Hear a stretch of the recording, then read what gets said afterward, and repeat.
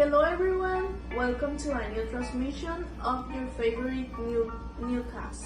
My name is Daisy and my partner is Cody. Hi everyone, good morning. I'm glad to be here. Today we are going to talk about bilingualism. Currently, it is a very important topic nowadays.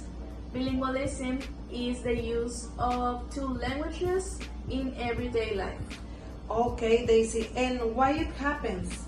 It occurs based on cultural diversity, colonial history, and practical needs. Okay, that sounds interesting. Why is bilingualism very important nowadays? Because speaking more than one language is culturally and professionally valuable. Due to bilingualism improves communication, cognitive skills, and professional competitiveness. To address the topic, we will have a special guest and our professional reporters. It will be an interesting episode. Let's see. I hope you stay here until the end. We start. First, we are going to have Daniela Leon and Melanie Lucero. They are going to present an interview about characteristics of bilingualism and the function of language. Hi everyone, today I want to talk about how bilinguals manage their languages. Bilingual people usually have a dominant language depending on how often they use it and how fluent they are.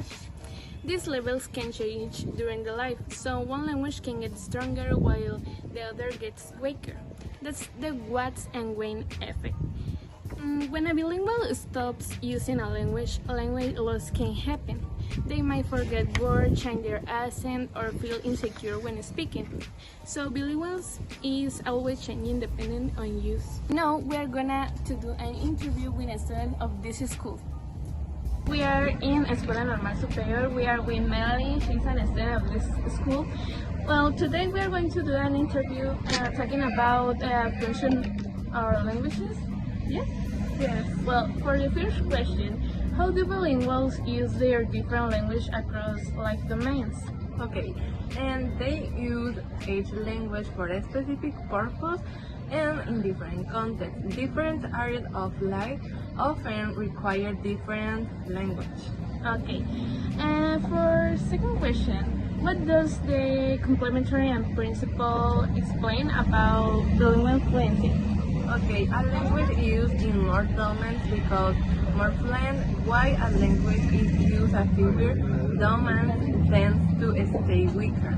Okay, and last but not least, why might bilinguals struggle to discuss certain topics in a specific language? Because they may not have the vocabulary or expression in that language for that domain. So the ground language makes communication. Now, Melanie, I'm gonna do some questions talking about another topic, the structure of the brain and function.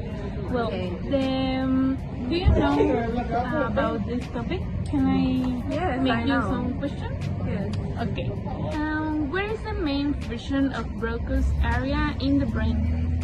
Okay, Daniela. Broca's area is responsible for producing speech. It helps us organize, work, and control the movement of the mouth and tongue when we talk. And if this area is damaged, people can understand language but might have trouble for speaking clearly. Well, another question that I want to ask you is what is the difference between early and late bilinguals in how their brains store languages? Okay, early bilinguals who learn two languages from childhood use the same brain region for both languages.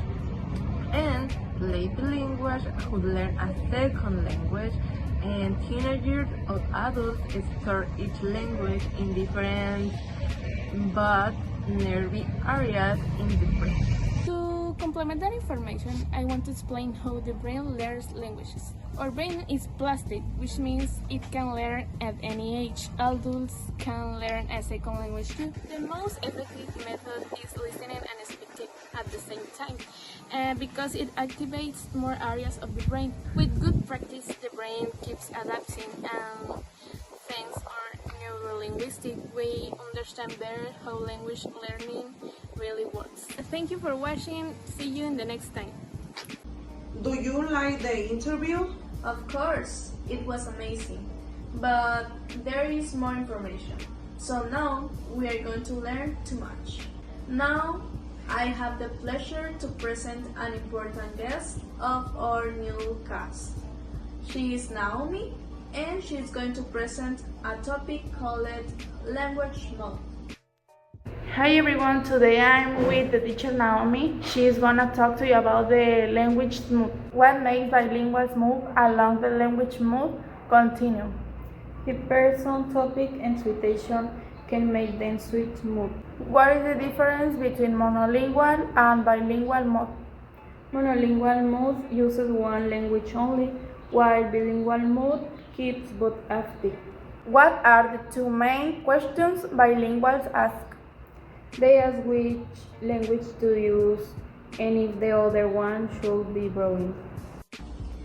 Iliana did a good job interviewing Anayo. Now we are going to have a very important interview.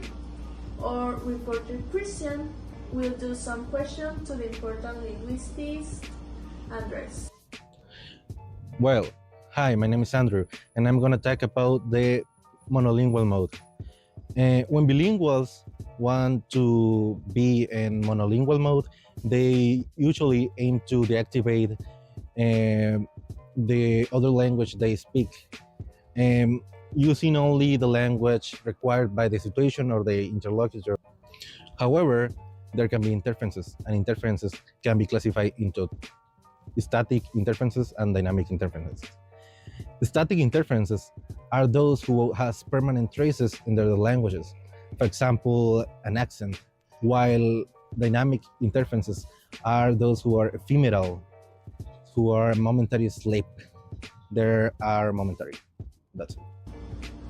Finally, we are going to address biculturalism through an interview conducted by Naomi to the professional Iliana. Biculturalism means living in two cultures. People can change their behavior and beliefs to adapt. It is connected with bilingualism because language and culture go together. When people speak another language, they may act different, but it is because of culture, not the language itself. Now, in the second part of the new class, we're going to talk about the bilingual brain and second language learning. Well, Carla, that sounds interesting. Yes, to begin with the topic, let's start with the definition. What do you mean, Carla? Meaning of what? The meaning of bilingual. Bilingual means that uses two languages. And what about multilingual, Carla? Multilingual is the one that uses three or more languages and it doesn't require perfect competence. Also, there are types of bilingualism. There are two, and is dysglossia and codomixing. First, we're going to present Charlene with the topic, how do we become bilingual? Hello, I'm Charlene. Today we are going to talk about how do people become bilingual. There are two different ways to learn two languages. Let's explore them. The first one is called sequential learning. Children go through 4 stages when they are learning a second language. Stage number 1. They try to speak their home language, but other people don't understand them. Then they become quiet and silent. In the stage number 2, they start to use gestures to communicate themselves, but they still being quiet and silent, but they are learning. In the stage number 3, they start speaking the new language, but in a simple way. For instance, they usually say, want a cookie instead of I want a cookie. And finally, the stage number 4. They can speak with correct grammar. Now, the second way is called simultaneous learning, and it happens when a child learns two languages at the same time from birth. There are two situations for this. Situation 1, one person, one language. Imagine a child who grows up with a mother that speaks Spanish and a father who speaks English. In this case, each parent talk just one language to the child. So this is called one person, one language. Situation 2, one person, two languages. Now imagine that both parents talk Spanish and English, and they do a mix of them. So this is called one person, two languages. To conclude this bulletin, we can say that both ways are good because we are learning. But if we talk about the second one, which one is better?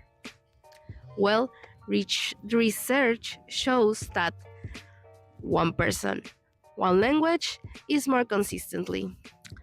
Thank you for watching this bulletin. Goodbye. See you soon.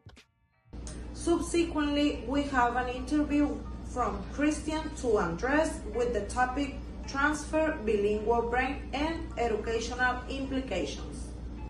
Hi, my name is Andrew, and I'm gonna talk about transfer effects of first language to the learning of a second language. First, the how an L1 and to L2 affects learnability. For example, not every second language will be learned at the same rate. The rate is determined by the similarity in L1 and L2 in syntax, vocabulary, and sound syntax, being the syntax and vocabulary the graded weight. Now, how does L1 facilitates L2 learning? For example, L1 knowledge facilitates L2 learning by providing the understanding that words and sentences represents concepts. It can be ideas, situations, events, objects, making the learner to not relearn this important relationship. Now, why do adults do not make rapid gains as in L2 as children do? And this is because adults uh, have a poorish environment learning and a reduced memory ability compared to a child's rich natural environment, and they have a better memory ability. Hello everyone, I'm Christian, and today I'm going to explain you what code switching and borrowing means in bilingualism or in linguistics. So the first one, code switching happens when some speakers use two languages at the same time. For example, I'm hablando right now in two idiomas or languages. That is code switching.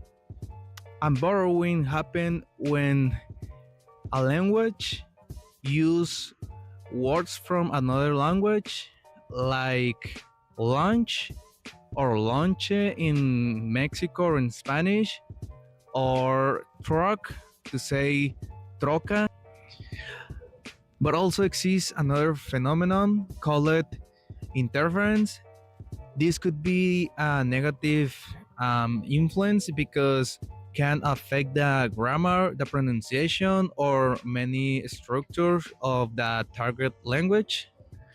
This is because the another language has direct influence on the other language, affecting the learning process and the acquisition of the other language. Well, people, that's all for today.